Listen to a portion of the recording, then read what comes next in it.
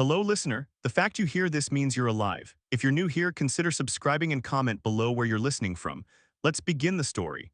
My name is Beckett Voss. Before the world went to hell, I made my living 50 FT above the interstate for a national outdoor advertising firm. I drove a heavy-duty service truck up and down the tri-state area, swapping out torn vinyls, changing blown floodlights, and tightening rusted bolts until my knuckles bled. I spent half my life filling out endless safety logs just so some suit in a climate-controlled office could certify the structure wouldn't collapse on a minivan. It wasn't glamorous work, mostly just grease, cold wind, and deadlines. But the pay cleared on time, and I got used to being the guy climbing the steel that nobody else ever bothered to look at. Most days followed a rhythm. Park on the shoulder, drag the extension ladders and gear bags out of the bed, and start the climb. On the newer monopole units, I had the luxury of an internal ladder and a service hatch. On the older skeleton frames, I was out in the elements, hugging wet iron that vibrated every time a loaded 18-wheeler hammered past in the fast lane below. You learn fast where the rust is just surface deep and where it's eating the load-bearing joints. You learn to keep your center of gravity low and your grip tight. That job taught me plenty about the world, too. I learned how sound travels strangely over miles of open pavement at 3:00 a.m. and how quickly freezing rain can turn a simple bulb change into a death sentence. Mostly, I learned that people don't look up. I could be hanging right over their commute in a neon high-vis vest, and I was practically invisible.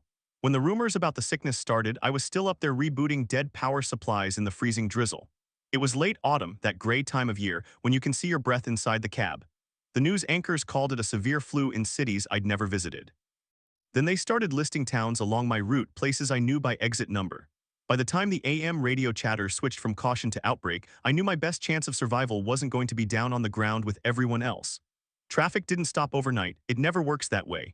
It just thinned out, then changed rhythm and finally started to feel wrong in your gut. At first, it was just small things I'd catch from the shoulder of the highway. I saw more sedans and SUVs riding low on their springs, suspensions practically bottoming out on the bump stops because they were packed to the roof liner with suitcases and boxes. I saw drivers white-knuckling the steering wheel with a 1,000-watt stare and kids asleep under heavy winter coats in the back seat at 2:00 in the afternoon. I kept working my route because that's what you do. You go where the ticket tells you fix what's broken and you move on to the next mile marker. The company's automated dispatch app kept pinging new jobs to my phone. So somewhere out there, a server still believed the world was operating on a normal schedule. Most of those new tickets were clustered within a few miles of the same massive interchange. The one with the sprawling service plaza and 3 major fuel stations feeding off the same exit ramp. That plaza used to be a madhouse on holiday weekends. Now it was chaos 24/7. Cars overflowed the marked stalls and lined the access roads, parking on the grass and blocking the fire lanes.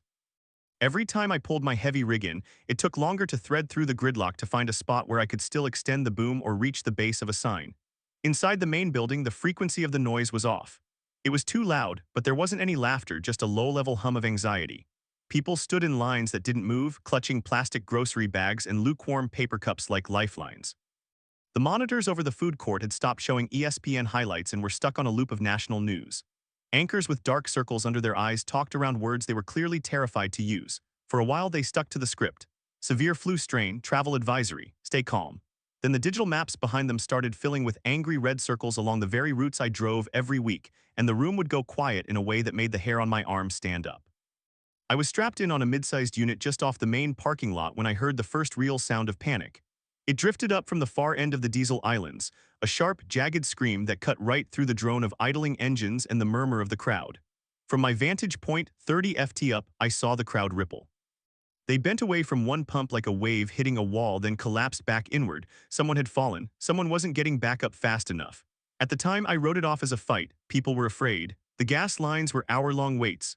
Tempers were short. And you see enough rest stops to know how simple stupidity can turn into a brawl. I kept working because habit is a powerful thing. Finish the ticket, disconnect the harness, get back in the truck. By late afternoon, the scrolling banner at the bottom of the TV screens inside stopped suggesting travel caution and switched to a blunt stay off the roads. Most people didn't listen. They tried to run. The highway in both directions was jammed solid. Cars that couldn't move forward refused to turn back, locking bumpers. The on-ramps clogged with trucks jockeying for position, cutting off the smaller vehicles. I watched an ambulance try to run on the shoulder, sirens wailing, but it barely made it a mile before it ran out of pavement and got boxed in by a wall of steel. I finished a bulb swap on the massive triface board over the access loop just before full dark settled in. I climbed down slowly, taking my time because the galvanized steel was slick with condensation and my head was spinning. The service road below ran along the back of the plaza, linking the loading docks to the fuel stations. It used to be a quiet alley for deliveries. Tonight, it was an overflow lot jammed with people who had decided to wait out the apocalypse somewhere that had bathrooms and a Burger King. Near the loading dock, a different smell cut under the usual thick perfume of stale fry oil and diesel exhaust. It was the smell of copper and something sour like spoiled meat. Two security guards, just rent cops in ill-fitting uniforms, stood by a dark corner with a man between them. His hands were zip-tied and his chin and shirt were soaked dark with blood. One guard had his baton drawn and yelled, "Back off or we drop you right here." His voice was flat, terrified. The other guard just watched the prisoner's mouth with wide, unblinking eyes. I didn't go closer. Whatever was happening in that shadow was already way past the point where a maintenance guy with a wrench could help. I cut through a row of idling semis, instead heading back toward my own vehicle. The service app on my phone chimed in my pocket while I walked, pushing another job to my list like it actually mattered that a display panel was flickering. 6 exits north.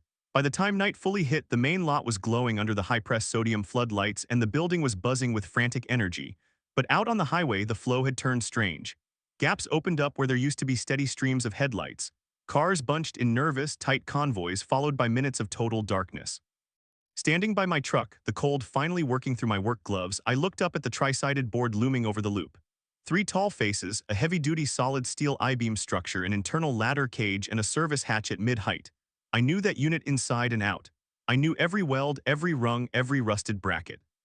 The ground was thick with desperate people and stalled cars. But nobody was looking up. Nobody ever does until something falls on them. The thought landed in my brain, simple and crystal clear. If things kept sliding sideways the way they were, the safest real estate in this whole mess might be 20 ft up inside a hollow steel sign I'd been tightening bolts on for 5 years. The idea didn't feel heroic. It didn't feel like a master plan from a survival movie. It felt like every other shortcut I had ever taken on a job site. Use the materials that were already laid out in front of you. Move a few steps sideways instead of hiking a mile in the wrong direction.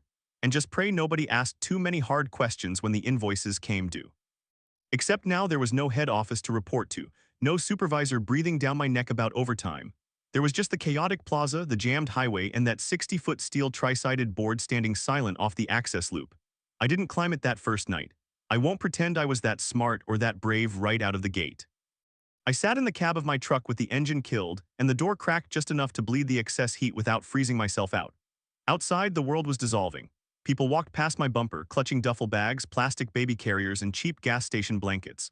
One kid in a bright red coat stopped and stared at the logo on my door like it meant someone was still in charge, still coming to fix it, until his mother yanked his arm and pulled him back into the crush. From where I sat, slumped low in the driver's seat, I had a clear line of sight to the service access door at the base of the sign's monopole.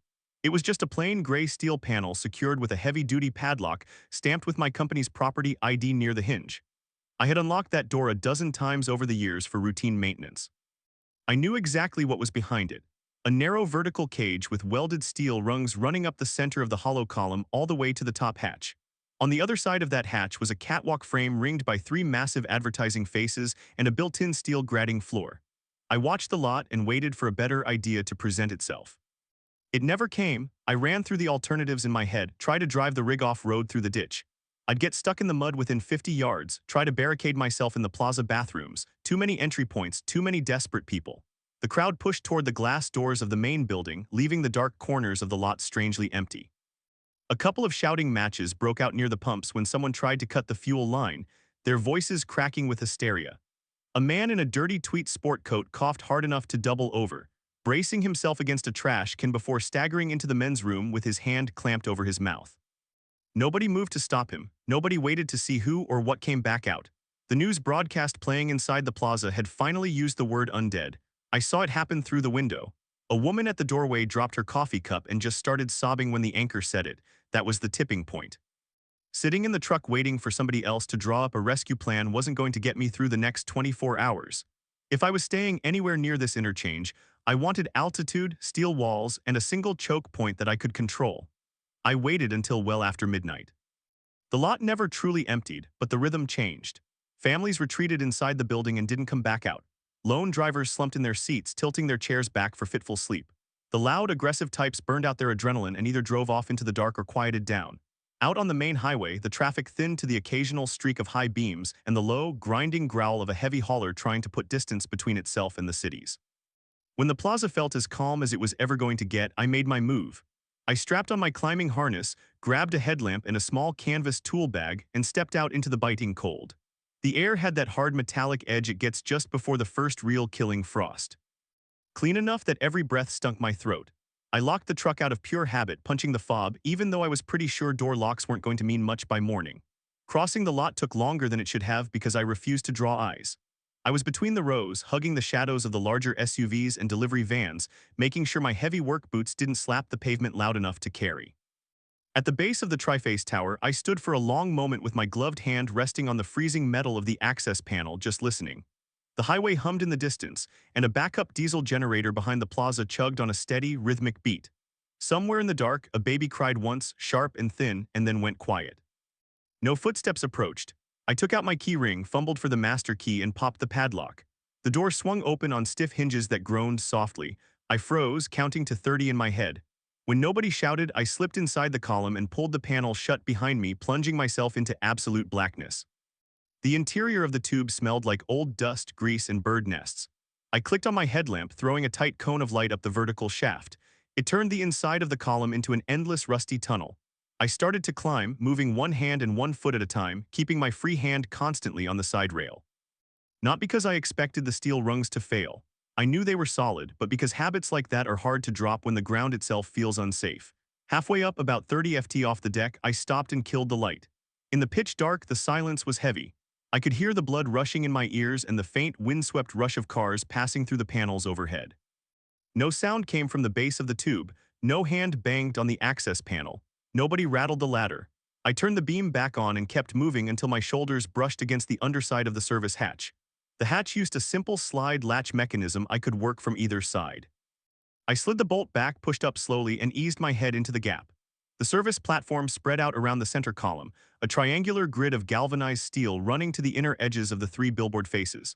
The back of the panels were tight and dark, with just one thin strip of amber light bleeding through where a seam didn't sit flush, just enough to tell me which direction the plaza lay. I hauled myself through the opening, lowered the heavy hatch cover, and sat with my back against the center column, my harness clips clinking softly against the metal. For the first time in 24 hours, I could see the whole interchange without anyone seeing me. The wind was cleaner up here, colder. That was the moment the billboard stopped being a job site and started looking like a fortress. I was a rat in a steel trap, but at least I was a rat with the high ground. From the service platform, I went through the motions of a standard inspection, mostly to keep my hands busy while my brain tried to catch up. I ran my gloved palm along the cold steel of the inner bracing. Checked the torque on the main bolt heads by touch and stomped my boots into the galvanized floor grid to feel flex. The structure felt solid, exactly the way it always had, built to shrug off 60 mph crosswinds and ice loads, steady under my weight. Down below, the plaza felt like it was tilting on an axis I didn't trust, ready to slide into something much worse. Through the narrow vertical seams where the vinyl faces met the frame, I caught thin slices of the lot and the access road. Headlights traced slow, confused circles in the dark, then stopped and died. A line of sedans tried to push back toward the highway entrance, realized it was blocked, and jammed themselves tighter into the gridlock. People moved between the vehicles with that tired, restless shuffle. The walk of someone who knows they're stuck but hasn't figured out a plan beyond waiting for someone else to fix it. I ran the math. If I stayed, I had three things going for me. Height, a clear 360 degrees view, and a single choke point. The billboard checked all three boxes perfectly. The problem was everything else. It had zero amenities. No food, no running water, no heat source, and no way to keep out the wind except for thin sheets of vinyl. If I was going to turn this steel skeleton into a shelter, I would have to build every system that made it livable. And I'd have to do it before the first real blizzard buried us. That reality settled in while the wind cut through my canvas jacket. I climbed back down the ladder, locked the service panel, and walked the back perimeter of the lot to my truck. The noise of the plaza hit me harder at ground level. A chaotic mix of overlapping arguments, the clatter of luggage carts, and the sharp crack of voices raised in panic. Sitting behind the wheel with the engine cold, I flipped over an old work order and started writing. Pen on paper felt grounding. I needed a prioritized list. Water was number one, heavy, hard to move, impossible to live without. Food that was calorie-dense and shelf-stable. Blankets and sleeping bags. Construction materials to seal the inside of the frame. Lighting that didn't depend on the plaza's grid, and tools. Enough hardware to hang everything without compromising the structural integrity of the sign. A highway service plaza is the worst place to be when panic hits, but it's a gold mine if you need to strip it for parts. You have fuel, convenience stores, bathrooms, and maintenance rooms. The trick is moving fast before everyone else realizes they aren't going anywhere. I started small, hitting the fuel station furthest from the main building. The lot there was busy but not gridlocked. Inside, a single clerk with dead eyes watched the news loop on a mounted TV and rang people up without looking at their faces. I grabbed a red plastic basket and walked the aisles, trying to look like just another stranded driver stretching his legs. I prioritized water jugs first, grabbed as many gallon containers as I could carry in one trip without looking like I was hoarding. Then the food aisle. Canned soup with pull tabs, beans, vegetables, Spam, anything I could open with a pocket knife. I grabbed bags of rice and pasta I could stuff into the gaps between crates, high-calorie energy bars that stacked well. At the counter, I added a handful of cheap Bic lighters and a brick of matches in plastic wrap. On my way back, I grabbed a bundle of cheap fleece blankets and a box of heavy-duty contractor trash bags. The clerk punched in the numbers without a word. I paid cash, stuffed the receipt in my pocket out of reflex, and carried everything out in 2 slow, deliberate trips. The people in the lot were too busy staring at their phones or arguing to track what I was doing. Loading the truck became a game of Tetris. Tools and spare parts went under the rear bench seat. Food filled the front of the bed, stacked in plastic milk crates. The water jug slid against the back of the cab with a dull, heavy thump that made me wise, but nobody looked my way. I threw an old quilted moving blanket over the pile to break the outline, but I knew I needed more water. Behind the main building near the loading docks, I found a row of blue 55-gallon drums under a metal overhang. Most were empty, one sloshed heavily. I pried the cap off and sniffed. It smelled like plastic dust and rainwater, good enough if I boiled it. Getting a full 400 lb drum into the truck bed solo was physics I couldn't beat, but I didn't need the barrel, just the liquid. A stack of empty 5-gallon fry oil containers sat near the dumpster. I cleaned them in a utility sink, filled 4 from the rain barrel using a siphon hose from my toolkit, and muscled them into the truck bed one by one. The rear suspension sagged a good 2 in. Before I headed back to the loop, I made one last stop at my company's satellite storage shed near the entrance. It used the same master padlock key as the ladder access. Inside it was a treasure trove. Metal shelves stacked with spare galvanized brackets, bolts, cable harnesses, and best of all, 3 heavy rolls of unused vinyl banner material. I raided it. I took 2 spare climbing harnesses, a bucket of fasteners, a hand winch, and every ratchet strap I could find. The vinyl rolls were awkward dead weight, heavier than they looked, but they were the closest thing I was going to get to real drywall without tearing siding off the plaza itself. In a dusty box, I found a set of magnetic LED work lights and battery packs. I scooped the whole box into the truck bed. Portable light you can aim is worth its weight in gold when the grid goes down. By the time I pulled back under the billboard, the sky had faded to that flat gray you get right before dawn. I parked close to the base panel to hide my work, shut the engine off, and listened. The plaza hummed with tension, the highway whispered, and the truck ticked softly as the engine cooled. I was loaded heavy, suspension riding low, bed full of the first layer of what I would need to turn that frame into a fortress. It wasn't much, but it was a start. Once the snow started falling and the exit stopped meaning anything, it might be the only thing that mattered. Hauling everything from the truck bed up 60 ft into the billboard was the first cold proof that this idea was more than a panicked daydream. Sitting on the service platform, admiring the view was one thing. Turning that exposed steel grid into a place where a human being could sleep through a Midwestern winter meant hauling hundreds of pounds of dead weight up a tight vertical ladder alone. And I had to do it while the lot below churned with restless people, none of whom would hesitate to take what I had if I slipped and dropped a crate. I had to prioritize.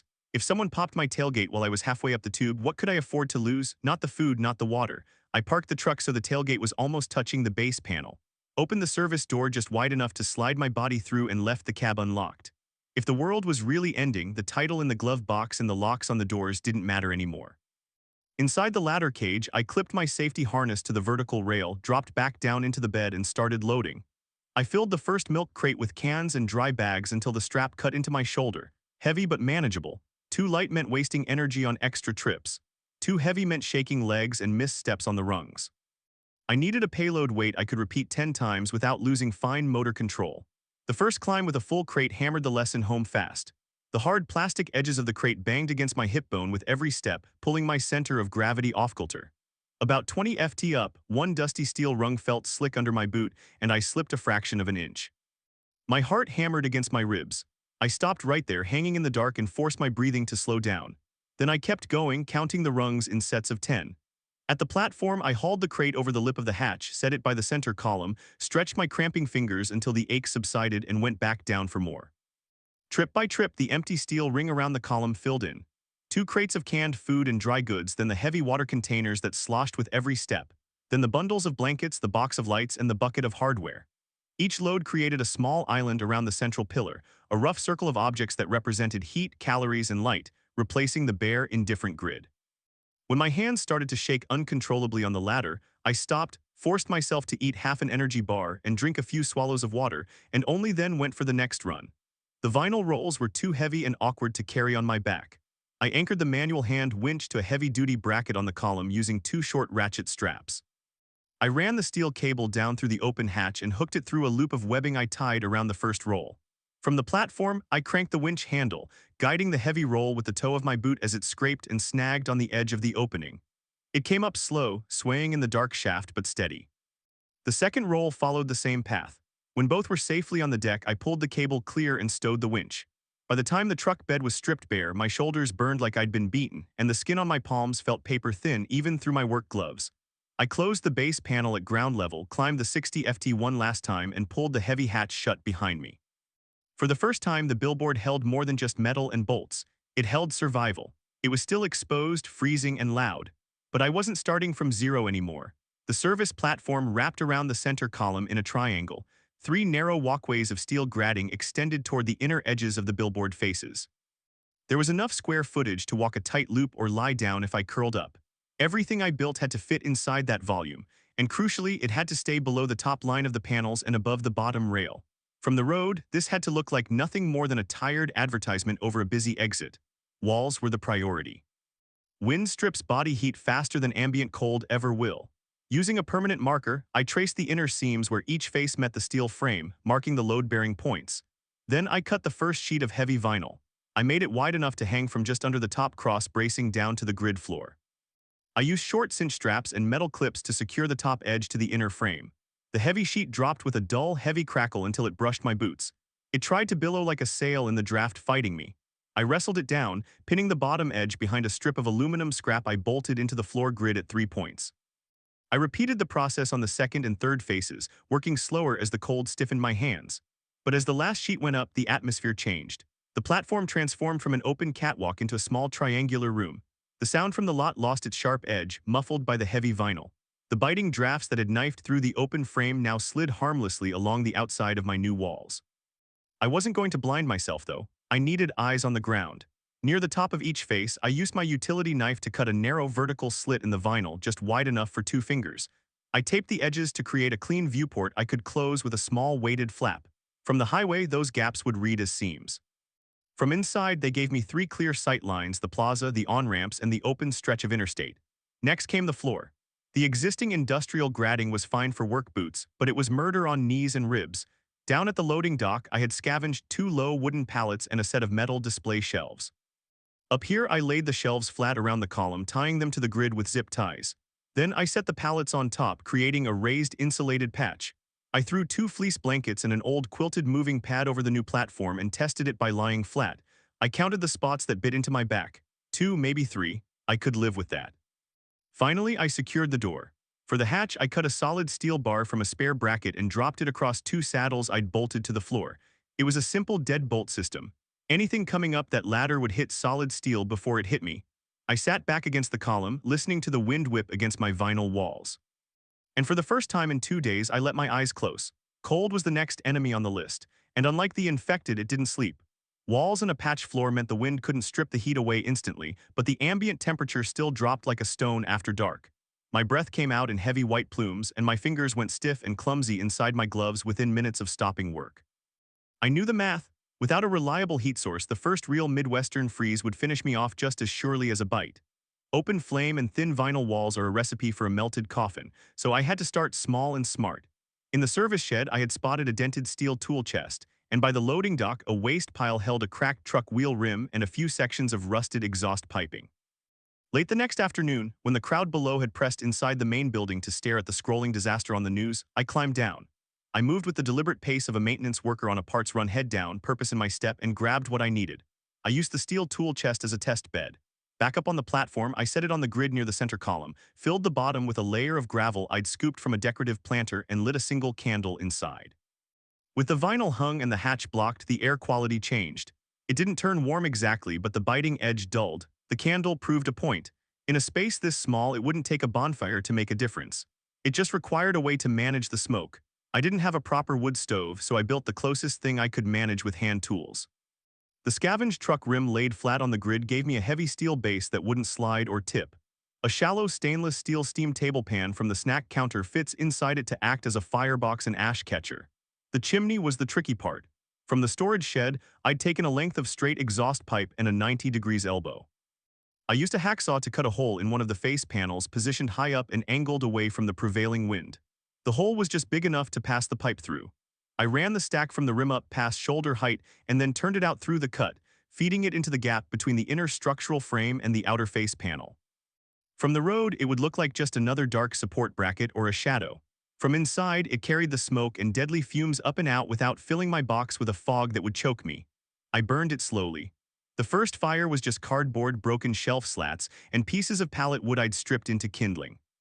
I needed to burn off the old paint and grease from the rim before I could trust the air. The smell was acrid, burning rubber and oil, so I kept the hatch cracked and watched the smoke. With one of the viewing slits loosened on the opposite face to create a draft, the fire drew steadily. The smoke twisted into the pipe and vanished. The vinyl near the improvised stack grew warm to the touch but didn't soften or melt. Fire solved one problem but created two others. Anything that makes light can draw eyes. Anything that makes a smell carries down wind. I adopted strict light discipline. I kept the flames low and fed them slowly. No big bursts, no full logs that would crack and pop. On clear days, I let the billboard soak up the weak winter sun, trapping a little greenhouse warmth behind the dark vinyl backing. Water came next. The jugs in the truck and the greasy oil containers I had filled from the blue rain barrel wouldn't last the winter. I didn't trust the plaza's tap lines to stay pressurized. Once the power grid failed for good, the pumps would die and the pipes would freeze. The highway drains and plaza gutters held puddles, but they were coated with films of diesel oil and antifreeze. I needed a source I could control. The air tasted like snow. I felt that dry metallic cut in my throat every time I stepped onto the ladder. I needed a way to catch melt water without leaning out into the open every time the sky turned white. Inside the faces, I bolted 3 shallow metal drip trays under the top horizontal bracing, one per side, sloped aggressively toward the center column. I lined them with pieces of heavy black plastic cut from a broken display stand. The black plastic would absorb whatever solar gain we got, helping to melt snow that drifted through the seams. I rigged short downspouts made from trimmed exhaust tubing to carry the melt toward 2 clean 5-gallon buckets I lashed to the column. When snow landed on the outer faces and worked its way through the seams, it would hit the trays, melt in the slightly warmer air behind the panels, and run down into my reservoir. It wouldn't be a fast process, but winter is long, and a slow, steady trickle beats scavenging from toilet tanks after a crowd has fought over the last bottle of Danny. Light was the final basic system. The LED work lamps from the shed were powerful but harsh.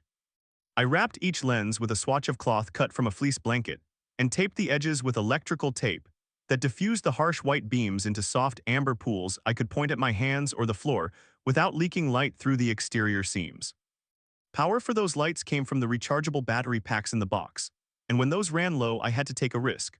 I ran a heavy-duty extension cord up through the ladder hatch and plugged it into an inverter I strapped to the column. To charge them, I had to idle the truck. I did this only during the noisiest times of day, sitting in the cab, watching the RPMs and the temperature gauge, praying that the low rumble of my engine would be lost in the background noise of the plaza's generators. With the walls hanging tight, a raised and insulated floor patch, a fire I could trust not to kill me, and a gravity-fed water system waiting for the first snow, the billboard stopped feeling like a bare steel frame. It started feeling like the shell of a place I could actually hold. By the time the first real storm warning came over the radio, the billboard felt halfway claimed. Food and water ringed the center column. The small stove sat bolted in place with its thin pipe venting through the panel, and the raised floor patch gave me one spot that stayed bearable if I fed the fire right. It wasn't comfortable, but it was mine. High above a plaza that looked more like a problem every day. Down below, the mood tightened instead of easing. Families who had tried to wait this out crammed back into their cars and pushed toward the ramps. Some reached the on-ramp before a crash locked the lane and turned it into a horn-blaring knot. Others never left their rows. Delivery trucks stopped showing up entirely. Lights inside the main building flickered and stayed dim longer each time. A few shapes in the lot started walking with that slow, stiff drag I had already seen on screens. And once you see it in person, you don't mistake it for anything else. I narrowed my routine to the basics I trusted. Each morning, I checked the hatch bar and ladder first, listening for new scrapes on the inside of the service door. Then I walked the platform and pressed every panel seam, looking through each narrow slit to see how the pattern in the lot and on the ramps had changed. After that, I counted crates and water and made sure nothing had shifted without my hands on it. Only when those steps were done did I warm my fingers over a low flame and let the radio run until the batteries slipped toward empty. Most broadcasts repeated the same lines: stay inside, avoid contact, do not approach anyone acting strangely. The short notes tacked onto the end mattered more than the calm voices. Power failures in several regions, fuel shortages, road closures due to incidents. Each new line like that made the plaza look less like a safe stop and more like a box that would snap shut on whoever stayed. I saw her on a flat gray afternoon with air that bit the inside of my nose. I was checking the mounts under one of the melt trays when a patch of yellow touched the edge of my vision. When I slid a vinyl flap aside and looked down, a woman stood on the service road with both hands raised and her head tipped back, staring straight up at the face of the sign.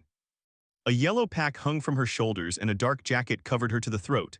Sound bounced around inside the frame, but her voice still reached me in rough pieces. I caught up there and know you're in and just talk. I could have stepped back and let the flap fall. From the ground, the billboard still passed as empty if you wanted to believe it. Instead, I pushed the slit a little wider and said, stay where you are and do not touch the ladder. She turned toward my voice like she could see through the gap and said, I figured somebody had taken this thing by now, the service truck parked under it, the way the panels sit too tight for an abandoned board. The smoke line that does not match anything on the plaza roof. I am not here to drag you down, I just want a word before I decide where to freeze tonight. Pretending she had not noticed the changes would have been pointless. From the highway, the board might look neglected. From that strip of pavement, anyone who knew steel would see extra straps and plates. I kept one eye on the access lane and the fuel islands and said, talking is fine, climbing is not, start with your name. She shifted her weight like her legs wanted one more step she would not give them. Then answered, Noel Archer. I left my car 2 days back when the jam locked solid and people started checking doors that were not theirs. I have been sleeping in the brush behind the far diesel pumps and watching this sign for a full day. I wanted to see if you were careful or just scared before I yelled up. Careful or scared was a fair line. I let a few seconds pass and asked, are you sick? Any bites, deep scratches, blood on you that is not yours, any fever you cannot explain? She shook her head once slow, not the fast denial you hear when someone once passed a gate, and said, no bites and no fever. I saw what this does at a rest stop 3 hours east. If I thought there was even a small chance of turning, I would not walk toward a metal frame with one way in. That would be a bad plan for both of us. The service road behind her stayed empty. Nobody stepped out from between cars. Nobody moved in the weeds across the ditch. She looked worn down rather than wired.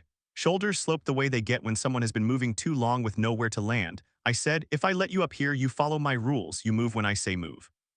You stay quiet when I say quiet. And if anything breaks skin or you feel wrong, you tell me before you try to write it out. If that feels like too much, turn around now while the choice is still yours. She let out a breath that showed white in the air and said, rules are fine. I am not asking for a free bed. I can work. I did structural inspections before this. Bridges, towers, big signs, anything they wanted stamped safe. I know what stress does to bad bolts and thin steel. Up there beats any car in this lot, but not if you hang too much on the wrong piece. That line cut through the rest hard. Gavin came into our world on a day that already felt stretched thin. The first snow had fallen and melted into dirty bands along the curbs, and the air sat in that tight space where it hurt to breathe but would not freeze solid. Down below the plaza was a churn of slush, wheel ruts, and people who were out of options. Up in the billboard, Noel and I had settled into a rough pattern. We checked the ladder and hatch every morning, walked the inside edge of each face, pressed every brace she did not like, and only then sat by the small stove long enough to feel our hands again and listen for changes in the wind. She slept lighter than I did and woke at every change in sound. A stained notebook hung from a strap on the column with quick sketches of joints and short lines like, add brace here and check weld after next blow. When gusts hit hard, she would set her palm against the panel and say in a low voice, top braces working too hard. And I would add it to my list for the next clear spell. We were tightening the hatch bar that afternoon, adding a second plate and 2 more bolts when the first shot cracked across the plaza. The sound was sharp and dry, not the hollow bang of a trunk slamming or a pallet tipping off a jack. I went to the slit facing the far fuel station and eased the flapback while Noel killed the lamp and moved up beside me. 3 men walked between the pumps and the kiosk at the far edge of the lot. 2 carried rifles. The third had a pistol low along his thigh. Their coats were thick but mismatched, layers pulled from different closets, but they moved with the same loose confidence. They did not rush or look around. Near the air pump, a fourth figure knelt on the pavement with his hands spread flat. He wore a trucker's jacket and looked older than the others, shoulders rounded like somebody had set a load on him and never taken it off. One of the riflemen kicked his hand away from something on the ground, then leveled the barrel a few inches from the back of the man's neck. I could not hear the words, only the tone, demands, not questions. The trucker shook his head once and kept his eyes down. The man with the pistol stepped closer, pointed toward the main building, then toward the rows of cars, then back at the man's face. Even from the billboard, it was clear enough. "Tell us what we want or this ends badly," Noelle said under her breath. "Watch how they stand, two wide, one close, one off to the side. They have done this somewhere else." I answered, "We stay dark, we do not shout, we do not move unless they head for the ladder." She gave one short nod and kept watching while I checked the other two faces to make sure no one had drifted up under us. The standoff ended fast. The trucker rose to his knees, said something that made the talker laugh, then reached for his jacket pocket with a slow, hopeful movement.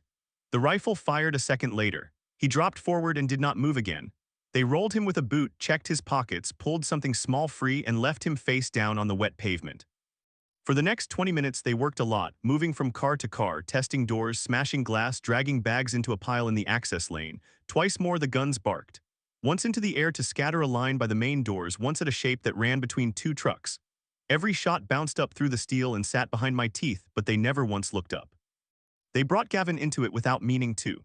He came in from the far side of the interchange, driving a tired delivery van with one headlight dead and the other yellow with age. Somebody had painted over the logo, but the ghost of a grocery chain still showed through. The back doors were strapped shut with wide ratchet ties and the rear axle rode low, so whatever he had inside was heavy and worth fuel. He broke when he saw the bodies and the armed men at the pumps. For a heartbeat, it looked like he might throw the van into reverse and try the ramp, but the jam at the top of the loop had not cleared, and the lane behind him was already half blocked. He killed the lights instead and let the van roll to a stop behind a dead semi. One of the riflemen spotted the movement and cut across the lot with that same loose, careless walk. He stopped a few steps from the driver's door and raised the muzzle just high enough to make the point. "You did not need sound to read the script. Come out slow, hands where we can see them. No sudden moves." Gavin opened the door halfway and put both hands out, palms empty, shoulders tight under a dark hoodie. He said something that made the man flick his eyes toward the back doors, then waved the others over with a short jerk of his head. Attention shifted to the van. Nobody was looking at the billboard. Noelle whispered, "If they spare him, they keep him to drive that thing. If they kill him, they still take the van. Either way, whoever got that load here understands roads we do not." I said, "If we pull him up, he knows we are here and what we have. We do not get to erase that," she answered. "Then we wait for the one moment that is not theirs and we grab it." The men pushed Gavin to the rear and made him unhook the straps. When he hesitated on the second, the pistolman drove the barrel into his ribs and snapped something short that made him flinch and move faster. The doors swung open. That was our problem. The snow held off until the plaza was already ground down to the bone. Most of the lot had given up pretending this was a temporary stop and accepted it was a trap. Then the sky turned flat and heavy. The color of a wet bruise and the first band came through sideways. A gray curtain that erased the highway signs and turned the world into white noise. We had been expecting it. Noelle had circled potential dates on a scrap of calendar she kept tucked in her notebook. Gavin didn't need paper to read the weather. He stood by the hatch the night before watching the pressure drop and said, "If I still had a rig, I would park it and lose the keys." We didn't have a rig. We had a billboard full of patched metal and 3 people who needed it to hold against a Midwestern blizzard. Inside, we pulled everything tighter. We ratcheted down the extra straps on the meltwater trays until they hummed. We ran short safety lines from the stacked crates to the floor grid so nothing would shift if the tower swayed.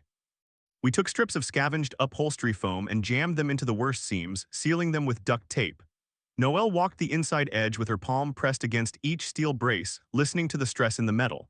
She tapped the main diagonal on the plaza side and said, "This one worries me." I said, "Then we watch that one first and put it at the top of the inspection list." When the snow finally hit, the highway noise vanished fast. The steady, reassuring hiss of tires on pavement dropped to a smear and then to dead silence. The wind took over, leaning into the vinyl faces until the entire steel frame hummed like a tuning fork. Powder worked its way through microscopic gaps. Our vinyl walls snapped and flexed, fighting the gale, but the fasteners held. Every time we cracked the hatch to check the ground, cold air poured into the space like water, heavy and instant. Down below, the plaza turned into layers of white. Cars became low, soft mounds with only their side mirrors showing. The semi-trucks rose like dark ridges in a landscape that was losing all its definition. Anyone still walking in a coat went inside the main building or disappeared between the rows. After dark, the only figures left in the open were the infected. The cold slowed them, but it didn't stop them. They drifted in from the ramps and the access road, the wet snow sticking to their faces until they looked like blank white masks. They slipped on the ice, fell hard, and got up again without a sound. They just kept moving in slow, jagged lines driven by something that didn't care about frostbite. We watched in short shifts through the viewing slits. They didn't have a plan, but the lot shaped their movement. The drifts, the drainage ditches, and the gaps between buried cars funneled the bodies into a few clear strips of pavement. One of those strips ran straight past the base of our sign. The first time one of them hit the ladder, we felt it through the soles of our boots. A dull, heavy knock climbed the hollow column and rattled the steel hatch. Gavin set his palm on the metal floor and said, "Not a bumper." A second hit followed, rhythmic and mindless, then a sliding scrape as a body lost its footing and went down along the service panel. We had argued about guns before the storm hit. Bullets were limited and sound carried for miles over hard-packed snow. One shot might clear the immediate space, but it would also paint a target on the one structure in the valley that still had heat. The rule we settled on was simple. We do not fire unless something is actually climbing. The heavy chain and scrap metal we had wired along the lower curve of the monopole finally proved their worth. Each time a body slammed into the base, it rolled and twisted off the round steel instead of locking in. Limbs caught on the chain links, bent at wrong angles, and then dropped into the shallow drainage ditch. When one jammed in a way that bothered us, creating a step for the next one. Gavin cracked the hatch a hand's width. I leaned out with the long pole we had built from a steel aisle bar and a roof rack component. The sharpened hook on the end bit into cloth or frozen flesh. One hard leverage-assisted pull and the frozen weight slid free. By the second day, they no longer came alone.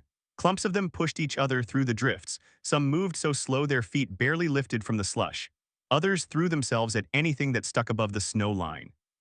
A few slapped at the lower rungs of the ladder again, but none reached higher than the third step before slipping. Inside, the rim stove worked overtime. Frost crept across the inner surface of the vinyl walls. We tightened our rotation. One person on a hatch watch, one on a window watch, one managing the fire and melting snow for water. Nobody was off duty for more than a short stretch of restless sleep. The sound came just before dawn on the third day. It wasn't a tap. A deep structural shove ran up the column, vibrating the floor grid, followed by a grinding squeal of metal on metal and a heavier knock that made the entire platform jump. Noel looked at me, mouthed, "Not wind," and we moved to the hatch. The snow had blurred the edges of the world, but the new shadow below was close and solid. When we eased the hatch open, an inch, freezing air poured in around the outline of a delivery truck. It was now pressed tight against the base of our pole. It had sat a few rows out when the storm started, but either its parking brake had snapped in the cold or someone had tried to rock it free and died at the wheel. Two frozen bodies lay crumpled between the grill and the frame. Worse, the truck's hood now sat directly under the first rungs of our ladder. Left alone, it was a perfect step, waiting for anything with enough will to climb. We couldn't move the truck. The drifts had locked it in, but we could change what it offered. In a handful of adrenaline-fueled runs, working between wind gusts, we went down the ladder. We slipped out the service panel and stripped a section of galvanized guardrail from the side of a buried flatbed trailer. It was heavy, awkward work with frozen gloves. We dragged the rail onto the truck's hood and pinned it at a steep, aggressive angle using self-tapping fasteners and bent brackets we'd brought down from the shop. When we finished, the truck hood no longer looked like a step. It looked like a slick steel ramp angled sharply away from the ladder. Anything that tried to climb onto it would slide off into the ditch. We sealed the panel, climbed back up the 60 FT, and sat by the stove while our hands stopped shaking. Later that night, the wind finally eased. The steady, violent hiss on the faces turned into the odd, soft tap of loose flakes. When I checked the slits again, the plaza was just a white, silent field with half-buried lumps and dark shapes locked in place. The billboard still stood. So did we. The next move was still ours. The storm didn't fix anything. It just traded one set of problems for another. The snow hid the wrecks and muffled the sound of the infected, but it also choked off the last trickle of people and supplies that had been feeding the plaza. No new delivery trucks rolled in. No fresh cars pushed up the ramps, and the digital fuel price board stayed dark. Whatever sat down there now was all this place was ever going to get. We still had enough to last if we were careful, but being careful turned into a full-time job. Careful meant no comfort fires just to take the chill off. It meant no long radio scans just because the silence felt heavy. It meant no extra bites out of a Spam can just because someone had a bad day. It meant physically counting the food stocks and shaking every water jug instead of guessing. Leaving didn't make sense. Every time one of us checked a viewing slit, the answer lay out there in hard, cold lines. Drifts buried the shoulders. Wrecks choked the off-ramps, and frozen bodies lay exactly where they had dropped. Even if we walked out with full packs and fresh legs, the first mile would be nothing but exposure. So instead of planning an escape, we planned how to make this thin steel triangle work better. Noelle sketched a simple map of the plaza and ramps on a piece of scrap vinyl. She marked the rows we had already stripped, back rooms in the main building that might still hold hardware or winter clothes, and paths that kept some cover between dead vehicles. Gavin added notes about deep drifts and slick patches of black ice. We taped that map to the vinyl wall where all three of us could see it from the stove. On calmer days, when the wind dropped below the threshold we trusted, we went down in pairs. One watched the ladder in the perimeter under the sign with a rifle ready but low. The other moved fast, hit the marked spots, and came back as soon as their pack felt heavy. Heavy coats, wool socks, loose batteries, hand tools, and scrap metal still turned up if you knew where to look. Inside the sign, we made small changes that added up to survival. Noelle braced the meltwater trays so the next heavy snow load wouldn't bow them. Gavin rigged a simple pulley system over the hatch so we could haul scavenged loads up without blowing out the climbers' shoulders. I rewired the work light so a single master switch by the column could kill every lamp instantly if a car rolled close or a flare lit up the snow. We built a habit of talking through every change before we made it. If someone wanted to cut a new slit, run the stove hotter, move a crate, or stretch a radio call 5 minutes longer, they had to say what they wanted and exactly how it could go wrong. Most ideas passed the test. The ones we turned down went on a short list titled, "Not Now." Nights stayed the hardest. The wind kept finding new notes to play in the steel, little rattles and pops that sounded like footsteps until you had heard the same one 3 times. Sleep came in short, shallow dives. We started rotating who took the shift between midnight and dawn so the dead hours didn't always land on the same shoulders. The radio finally gave us something other than warnings in dead air. One gray afternoon, a new voice cut through the static, a woman tired but steady, not a recorded loop. She said her group was holding a small town 3 exits north. They had walls, wells, a few generators, and some kind of deal with whoever wore a badge before the collapse. She told anyone listening to stay off the highway at night and watch for hand-painted signs on the overpasses. Then the signal faded back into white noise. For the rest of that day, our eyes drifted toward the north slit more than they should have. A place with walls and clean water sounded like a fairy tale from the old world. Gavin rolled a hex nut between his fingers and said, "If that call's real, that's the first good news I've heard in weeks." Noelle watched the map and answered for its bait. You say walls and wells, you pull in everybody desperate enough to believe it. We didn't vote on anything that night. We sat close to the stove and let the question hang there, suspended in the smell of wood smoke and hot metal. Stay with what we knew or walk towards something that might not exist when we got there. The billboard creaked once in the wind and held for now. That was all the answer we had. We stayed where we were and kept the idea of those 3 exits filed later. Not under never. We are still in the sign as I tell this. Snow lies in hard, dirty ridges along the plaza lanes. The main building sits dark and hollow most nights, and the only lights we trust are the ones we switch on with our own hands. From the highway, we still look like a faded advertisement hanging over an exit that isn't worth the fuel to investigate. That is exactly how we want it. Inside, the 3 of us move in a tight practiced loop. Hatch, stove, water, windows, then back again. Gavin checks the ladder in the makeshift ramp on the truck hood every morning, pressing his palm to the steel to feel for any new vibrations or movement. Noelle walks the panels and braces, updating the short notes in her logbook. I track the food and parts, counting exactly what we use and redlining what we can no longer replace. We have enough to finish this winter if we stay smart. We have enough fuel for small smokeless fires, enough snow to melt for water, and enough food to keep our hands steady.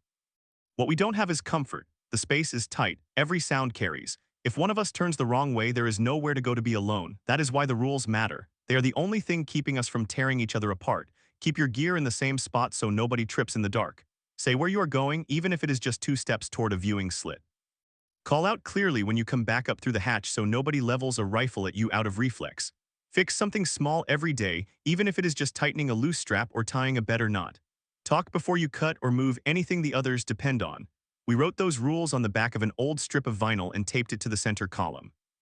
On the worst days, when the wind makes the frame hum like a dying engine and the stove won't catch on right away, you look at that list and you follow it because it has already carried you this far. The dead haven't learned any new tricks. They still follow sound and broken light. They still pack into the low spots out of the wind. And they still hit the steel with the same dull, mindless persistence. People are the ones who keep changing. Some drive past fast with their windows up, eyes straight ahead. Some creep along the access road slowly, counting cars and checking doors. A few walk alone with their hands in their pockets, doing the same survival math we did before we climbed up here.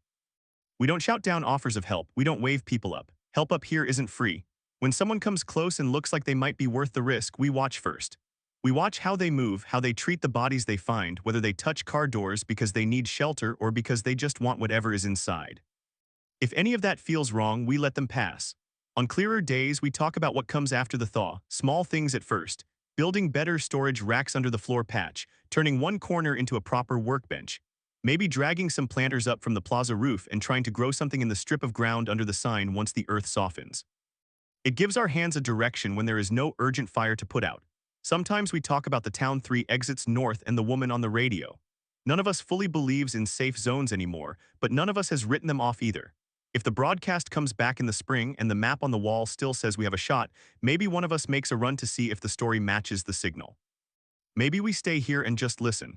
If you ever end up under this sign and the panels don't look too warped and the ramp is still passable, you might feel the same pull I did that first night. Height, a single way up. Metal that has already seen more winters than you have. If we are still here, you won't see us right away. Stand in the open, keep your hands clear, and speak like you know the cost of noise. If your story makes sense and your skin looks clean, maybe we talk. If not, keep walking. Until then, we keep doing what works. We wake, we check the steel, we melt snow, we ration, we listen, and we write down what saves us so we don't have to trust our tired memories. This billboard used to sell things nobody needs. Now it holds 3 people who refuse to fall off the map. For the moment, that is enough. If you enjoyed the story, please like, subscribe, and comment where you're listening from. See you in the next.